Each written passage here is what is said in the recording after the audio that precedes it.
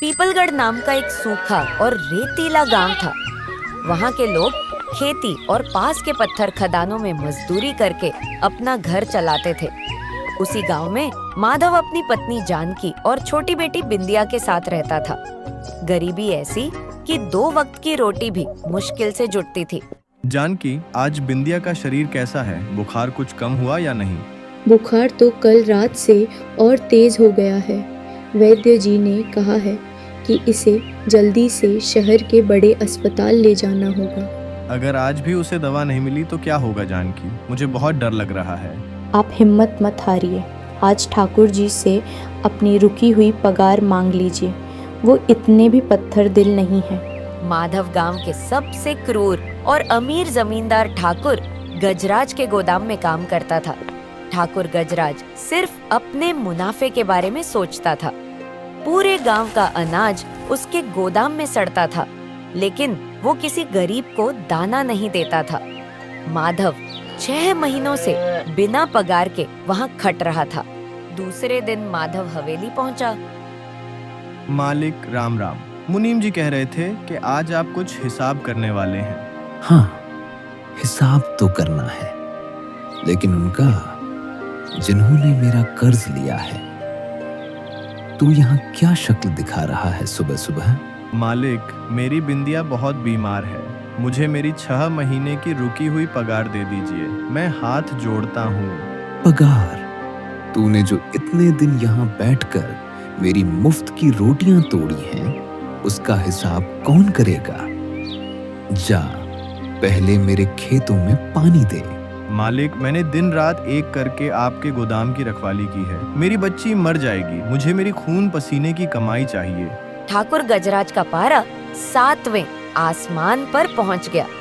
उसे किसी नौकर की ऊंची आवाज बर्दाश्त नहीं थी। उसने अपनी मेज पर रखा हुआ एक झूठा और बासी कचौड़ी का टुकड़ा माधव के मुंह पर दे मारा। ये ले तेरी पगार, इसे उठा और आज के बाद मेरे गोदाम के आसपास भी अपनी मनहूस शक्ल मत दिखाना। निकल यहाँ से। माधव की आंखों में बेबसी के आंसू आ गए। उसने चुपचाप उस टुकड़े को जमीन पर ही पड़ा रहने दिया। वह अपनी इज्जत को यूं नीलाम होते नहीं देख सकता था। आसपास खड़े बाकी मजदूर भी डर के मारे चुप थे। मैं गरीब जरूर हूँ मालिक, लेकिन अपना जमीर बेचकर आपके फेंके हुए टुकड़ों पर नहीं पलूंगा। भगवान आपको इसका जवाब जरूर देगा। जवाब मुझे नहीं, तेरी उस बीमार बेटी को मिलेगा जब तू उसे खाली हाथ जाकर देखेगा। भाग यहाँ से भिखारी। माधव भारी कदमों से अपने टूटे फूटे घर की तरफ लौट आया। उसे खाली हाथ और उदास देखकर जानकी का दिल बैठ गया। उसे तुरंत समझ आ गया कि कुछ बहुत बुरा हुआ है। क्या हुआ? ठाकुर ने पैसे नहीं दिए क्या? आप इतने उदास क्यों हैं? अब हमारी बिंदिया के इलाज का क्या होगा? मैंने वो नौकरी हमेशा के लिए छोड़ दी जानकी। वहाँ इंसान की नहीं, सिर्फ उनके जूतों की कद्र है। नौकरी छोड़ दी?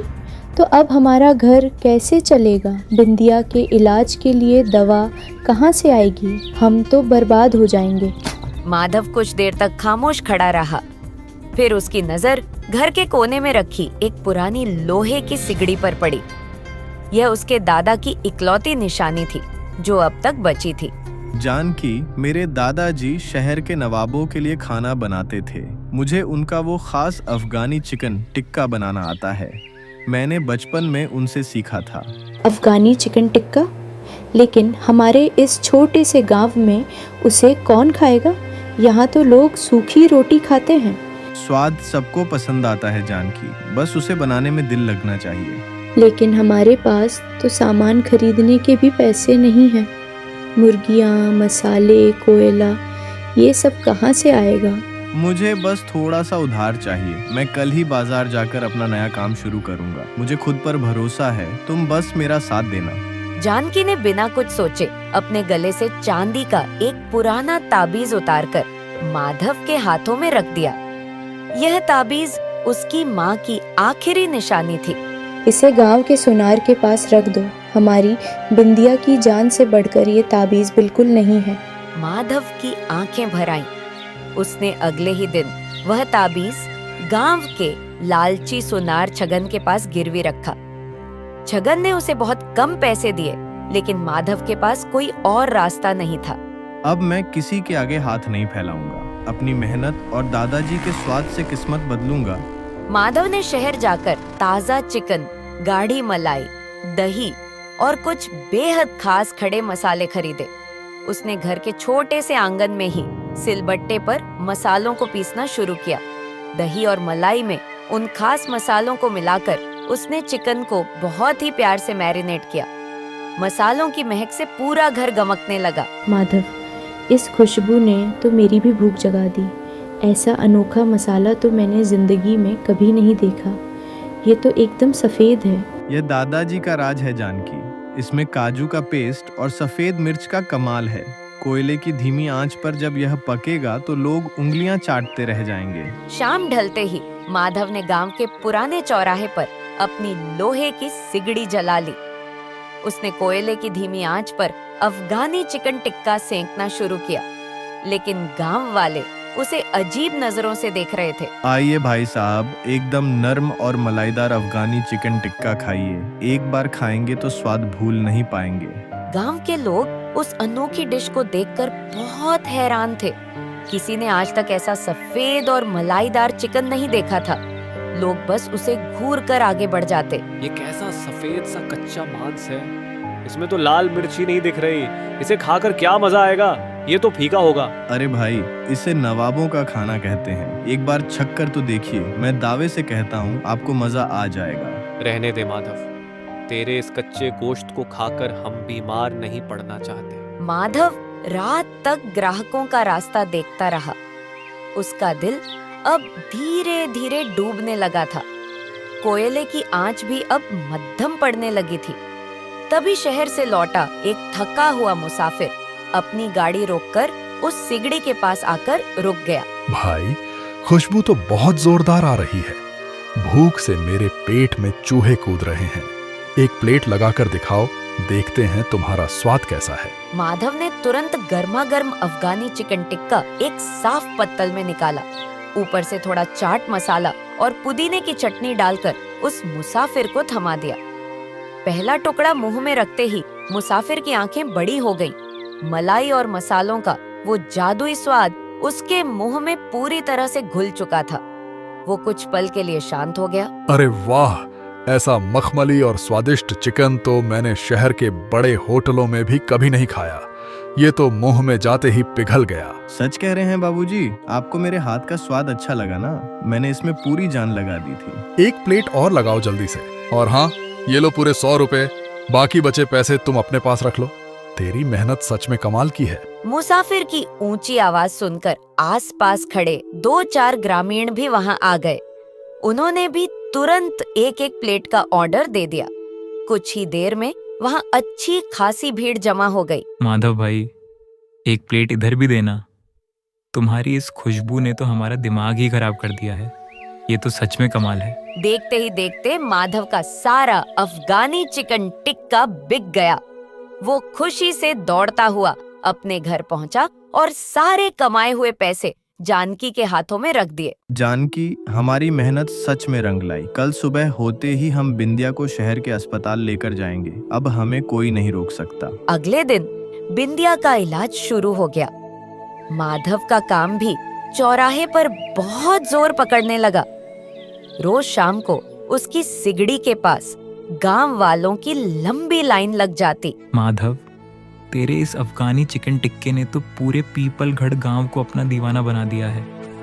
अब तो घर का खाना अच्छा ही नहीं लगता। ये सब आप लोगों का ही प्यार है भाई। मैं तो बस पूरी ईमानदारी से अपना काम कर रहा हूँ। यह खबर बहुत जल्दी ठाकुर गजराज के कानों तक पहुँच गई। उसे यह बिल्कुल बर्दाश्त नहीं हुआ कि उसका एक मामूली नौकर इतनी जल्दी तरक्की कैसे कर रहा है। वो अपने मुनीम पर बरस पड़ा। उस 2 कौड़ी के नौकर की इतनी हिम्मत। वो चौराहे पर अपनी दुकान सजाकर बैठा है और तुम लोग तमाशा देख रहे हो। मालिक, उसका चिकन सच में बहुत बिक रहा है। लोग तो कहते हैं कि वैसा स्वाद पूरे जिले में नहीं है। अब मैं देखता हूँ कि वो अपनी दुकान चौराहे पर कैसे चलाता है। कल से उसकी सिगड़ी बुझ जानी चाहिए, समझे? ठाकुर गजराज ने गांव के इकलौते मुर्गी पालन वाले बिरजू को अपने पास हवेली में बुलाया। उसने उसे डरा धमकाकर एक बहुत गंदा सौदा कर लिया। बिरजू, आज के बाद गांव की सारी मुर्गियां मेरे गोदाम में ही आएंगी। माधव को एक भी मुर्गी नहीं मिलनी चाहिए। लेकिन ठाकुर जी, माधव तो मुझे नकद पैसे देता है, मैं उसे कैसे मना कर दूं? अगर तूने उसे एक भी मुर्गी दी तो तेरा ये मुर्गी फार्म कल सुबह तक राख में बदल जाएगा। अब फैसला तेरा है। अगली सुबह जब माधव चिकन खरीदने उस फार्म पर पहुंचा तो मुर्गी वाले ने उसे साफ मना कर दिया।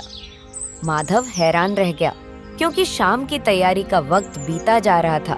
बिरजू भाई, मुझे थोड़ा चिकन दे दो। मेरे ग्राहक चौराहे पर मेरा इंतजार कर रहे होंगे। कल की कमाई से ही बिंदिया की अगली दवा आएगी। मुझे माफ कर दो माधव, ठाकुर गजराज ने मेरा सारा माल खरीद लिया है। अब चिकन तुम्हें उसी के गोदाम से मिलेगा। मैं मजबूर हूँ। माधव तुरंत समझ गया कि ठाकुर गजराज उसे पूरी तरह बर्बाद करना चाहता है। वो भारी कदमों से ठाकुर के गोदाम पहुंचा। वहां ठाकुर पहले से ही अपनी मूंछों पर ताव देते हुए उसका इंतजार कर रहा था। आ गया अपनी औकात पर? मुर्गी चाहिए तो आज से कीमत 2 गुनी लगेगी। बोल, क्या तुझे मंजूर है? मालिक, इतनी कीमत दूंगा तो मैं गांव वालों को क्या खिलाऊंगा? यह तो मेरे और उनके साथ सरासर अन्याय है। आप ऐसा क्यों कर रहे हैं? अन्याय या न्याय की बड़ी बातें मेरे सामने मत कर। लेना है तो ले, वरना जा अपने घर बैठकर आराम से मक्खियां मार। तेरी हेकड़ी मैं निकाल कर रहूंगा। माधव ने 2 गुनी कीमत पर चिकन लेने से साफ इनकार कर दिया। वह नहीं चाहता था कि उसके ग्राहकों को इतना महंगा खाना पड़े। वह खाली हाथ और उदास चेहरे के साथ घर लौट आया। अब क्या होगा माधव? अगर आज दुकान नहीं खुली तो लोग क्या सोचेंगे? हमारा काम तो फिर से बंद हो जाएगा।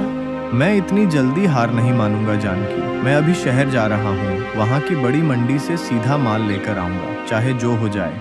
लेकिन शहर का रास्ता उस घने जंगल से होकर जाता है और रात भी बहुत गहरी और खतरनाक होने वाली है। वहाँ जंगली जानवर भी होते हैं। बिंदिया की मुस्कान और अपने ज़मीर के आगे मुझे किसी अंधेरे या जंगली जानवर से डर नहीं लगता। भगवान मेरे साथ है। माधव ने अपनी एक पुरानी साइकिल उठाई और जंगल के उबड़ खाबड़ रास्ते से शहर की तरफ निकल पड़ा। रात बहुत अंधेरी थी। दूर कहीं सियार के रोने की आवाजें आ रही थी। रास्ते में कई कांटे चुभे। साइकिल का टायर भी बुरी तरह पंक्चर हो गया। उसे साइकिल घसीटकर मीलों तक पैदल चलना पड़ा। एक जगह उसे लगा जैसे झाड़ियों में कोई जानवर है, लेकिन उसने रुकने का नाम नहीं लिया। चाहे कितनी भी मुसीबत आए, मैं झुकूंगा नहीं। मेरा अफगानी चिकन टिक्का आज भी उसी चौराहे पर बिकेगा। मुझे कोई नहीं रोक सकता। माधव ने आधी रात को शहर की मंडी से ताजा चिकन खरीदा और सुबह होने से पहले गांव लौट आया। उसकी पूरी रात की थकान उसकी लाल आंखों में साफ दिख रही थी। उसके पैर छिल चुके थे। जानकी ने जल्दी से मसाले तैयार किए। दोनों ने मिलकर चिकन को मलाई और उन जादुई मसालों में लपेटा। शाम होते ही माधव फिर से अपनी सिगड़ी लेकर चौराहे पर पहुंच गया। जैसे ही अफगानी चिकन टिक्के की महक हवा में उठी, गांव वाले फिर से वहां जमा हो गए। लोगों ने राहत की सांस ली कि माधव की दुकान आज भी खुली है। तभी ठाकुर गजराज अपने 4 हट्टे कट्टे गुंडों के साथ वहां आ धमका। तेरी हिम्मत कैसे हुई यहाँ फिर से दुकान लगाने की? मैंने कहा था ना कि बिना मेरी इजाजत के यहाँ कुछ नहीं बिकेगा। आज मैं तेरी ये सिगड़ी तोड़ दूंगा। ये सड़क आपकी पुश्तैनी जागीर नहीं है ठाकुर जी। मैं अपनी मेहनत का खाता हूँ, आपकी चोरी का नहीं। आप मुझे डरा नहीं सकते। ठाकुर गजराज गुस्से में बिल्कुल अंधा हो गया।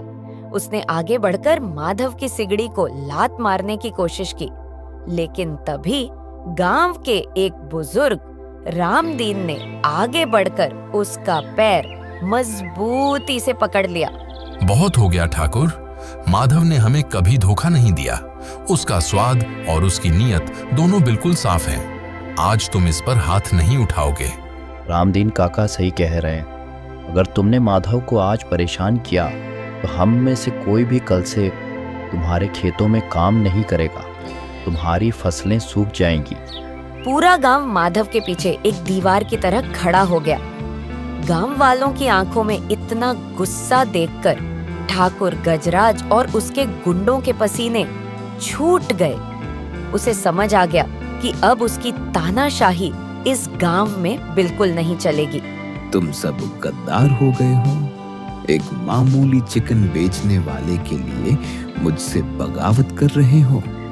तुम सबको इसकी भारी कीमत चुकानी पड़ेगी। यह चिकन बेचने वाला अपनी मेहनत की रोटी खाता है। तुम्हारी तरह हम गरीबों का खून नहीं चूसता। अब तुम यहाँ से इज्जत से चले जाओ, वरना अंजाम बुरा होगा। ठाकुर गजराज को पूरी तरह बेइज्जत होकर सिर झुकाकर वहां से लौटना पड़ा। गांव वालों ने खुशी से तालियां बजाई। माधव की आंखों से खुशी के आंसू छलक पड़े। उसने हाथ जोड़कर सबको धन्यवाद दिया। आप सबके प्यार और साथ ने आज एक गरीब का घर टूटने से बचा लिया। मैं आपका यह एहसान जिंदगी भर नहीं भूलूंगा। मेरे लिए आप सब भगवान हैं। माधव का अफगानी चिकन टिक्का अब सिर्फ एक डिश नहीं, बल्कि पूरे पीपलगढ़ गांव की शान और एकता का प्रतीक बन चुका था। उसकी अथक मेहनत और जानकी के अटूट भरोसे ने उनकी पूरी जिंदगी बदल दी थी। जानकी, आज हमारी बिंदिया का बुखार भी उतर गया और हमें हमारा खोया हुआ सम्मान भी वापस मिल गया। यह सब एक सपने जैसा लगता है।